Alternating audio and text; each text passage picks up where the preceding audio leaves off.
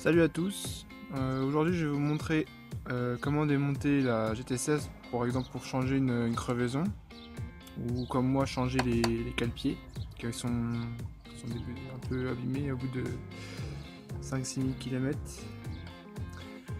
Donc voilà, après plusieurs demandes et coup de téléphone, j'ai décidé de enfin faire une vidéo pour aider les gens à démonter leur GT16. Premièrement, moi j'ai déjà rajouté une petite protection ici pour protéger la coque en bas, donc ça vous l'avez pas. Donc pour démonter votre GT16, il y a deux vis ici enlevées. Il y en a une là et une là aussi enlevée. Et là vous avez aussi deux là. Donc préalablement faut les retirer. Et puis après je vous montre la suite, comment il faut faire.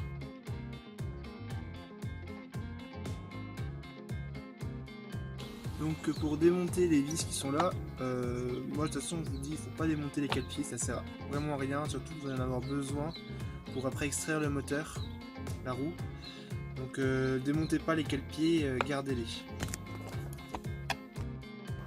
Pour démonter ces vis, je vous conseille d'utiliser un petit tournevis plat parce que c'est des vis assez fragiles et il faut justement utiliser un tournevis plat pour bien rentrer dans le pas de vis et réussir à tourner correctement sans justement l'abîmer. Après avoir démonté les 6 vis que vous avez de chaque côté, vous procédez au décollage des pads. Donc moi j'ai juste mis du double face que j'ai déjà démonté. Et normalement vous devez passer ici avec un cutter ou un couteau très fin pour justement réussir à décoller cette partie là.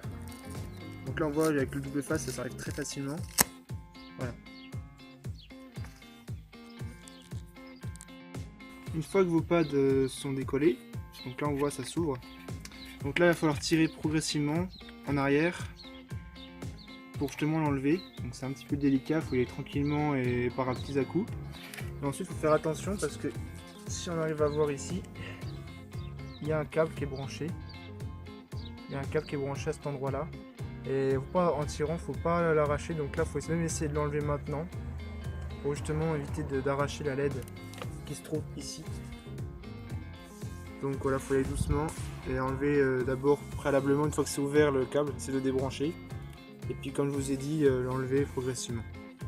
Une fois que l'opération est faite, donc vous avez enlevé les cages de chaque côté, attention, vous avez encore deux vis à enlever en bas de chaque côté.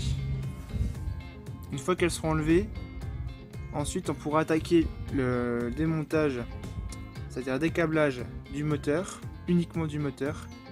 Je vous explique pourquoi, parce que si on débranche les batteries, je trouve ça inutile parce qu'on n'a aucun risque de court-circuit quoi que ce soit.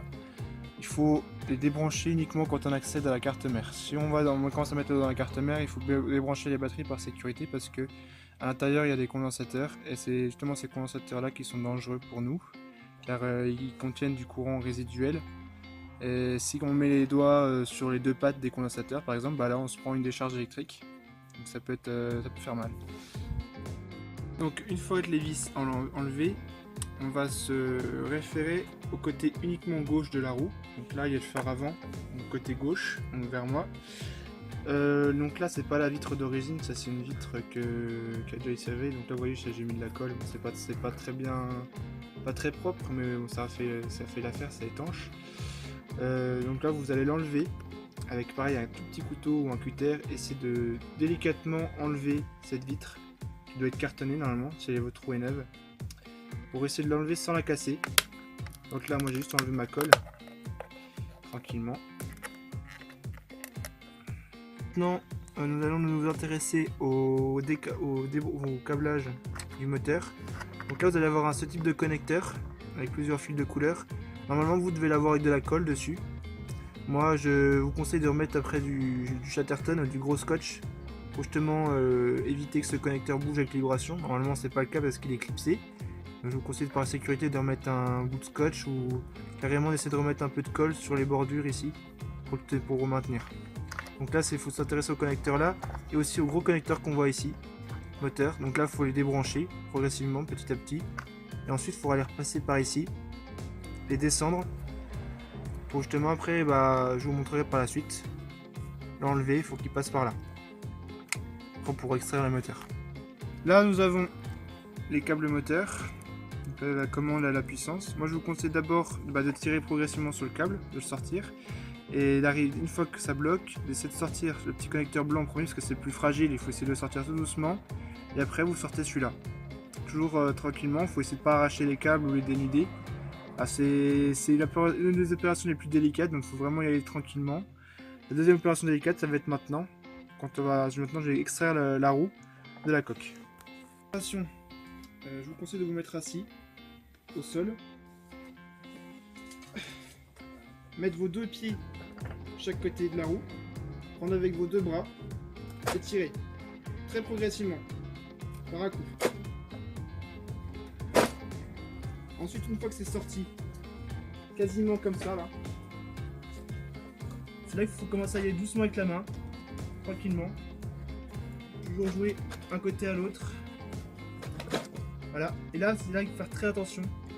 Il faut bien tenir les câbles en même temps de sortir. Tant pis si le moteur tombe par terre. Voilà, il faut essayer d'y aller tranquillement. Voilà. Pose la coque. C'est bon, et là j'ai mon moteur. Donc voilà voilà comment c'est fait. Donc là vous avez l'axe, le cale-pied, la pédale. Donc voilà, donc faut vraiment faire attention, hein. J'insiste vraiment là-dessus parce que c'est des connecteurs assez fragiles. Si on tire trop fort dessus ou qu'on fait une mauvaise manipulation, on les arrache et là vous allez avoir des problèmes surtout pour ce type de connecteur que j'ai jamais réussi à trouver. Donc voilà, il faut recommander en usine, couper, ressouder, enfin voilà, il y aura du travail pour vous si vous faites pas attention à ça. Pour ce qui concerne le démontage du pneu, c'est un pneu assez souple, donc franchement vous n'allez pas avoir beaucoup de mal à l'enlever. Je pense que c'est des démonts de pneus, ça sera assez rapide. Donc voilà, c'est tout pour ce démontage. Je vous conseille de suivre les mêmes étapes pour le remontage, c'est-à-dire faire comme j'ai fait, vous voyez, de la piste de la colle pour les vitres en plexi. Toujours pareil, bien passer les fils, pas tirer dessus.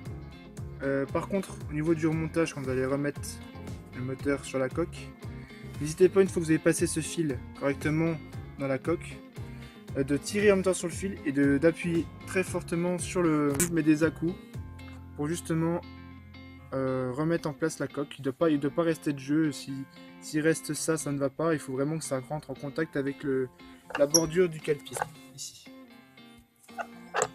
Voilà, c'est tout. Si vous avez des questions, n'hésitez pas à commenter la vidéo et j'essaierai de vous répondre le plus rapidement possible et le plus précisément. Alors, merci à tous.